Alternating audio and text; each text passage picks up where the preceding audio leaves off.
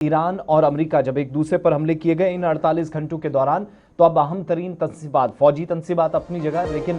Railway infrastructure کو بھی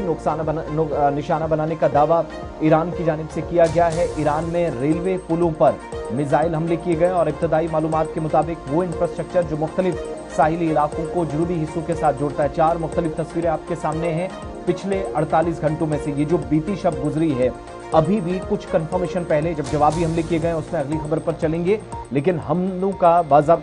کی باضابطہ تصدیق ایران کی جانب سے سرکاری طور پر مزید ہونا باقی ہے، لیکن ایکسوائز کی رپورٹ کے مطابق امریکہ نے 2 ریلوے برج ہیں، ایک تو جو شمالی ایران کے علاقوں کو جوڑتا ہے اس کو نشانہ بنایا ہے، فوجی تنصیبات اس علاقے میں ہیں۔ ساتھ ساتھ اسی رپورٹ میں اس بات کا بھی خلاصہ کیا جا رہا ہے کہ جب سے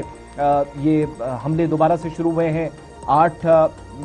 اپریل سے شروع ہونے والا سیز فائر ٹوٹا ہے، تب سے ایک اور علاقے کے اندر جو military strategic point of view سے امپورٹنٹ علاقہ تھا، ریلوے اس ایریا کو کنیکٹ کرتا تھا، اس علاقے کو بھی نقصان پہنچایا گیا اور اسی راستے کے ذریعے ابتدائی معلومات کے مطابق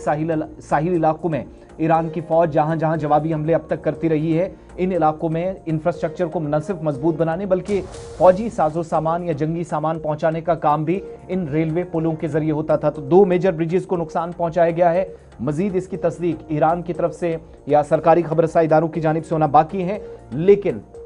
گلف کے اندر اور خاص طور سے اسٹریٹ آف ہرمز میں 3 جہازوں کو نشانہ بنانے کا جواب تہران پر ہونے والے حملوں کی تصدیق کے ساتھ امریکہ اپنے حملوں کو جسٹیفائی کر رہا ہے۔ اور عسکری ماہرین ہیں، ان کا ماننا ہے کہ جس طریقے سے ریلوے انفراسٹرکچر، روڈ انفراسٹرکچر کو ڈیمیج کیا جا رہا ہے، دراصل یہ فوجی حکمت عملی کا ایک طریقہ ہوتا ہے۔ اس سے رسل و رسائل یعنی جو مدد اور جو سپلائی چین ہو جاتی ہے وہ بریک ہو جاتی ہے اور اس سے محاذ کمزور ہوتا ہے۔ اگرچہ پینٹاگن نے ان تمام باتوں پر ابھی کوئی وضاحت نہیں دی ہے کہ کیا واقعی طور پر ریلوے برج کو،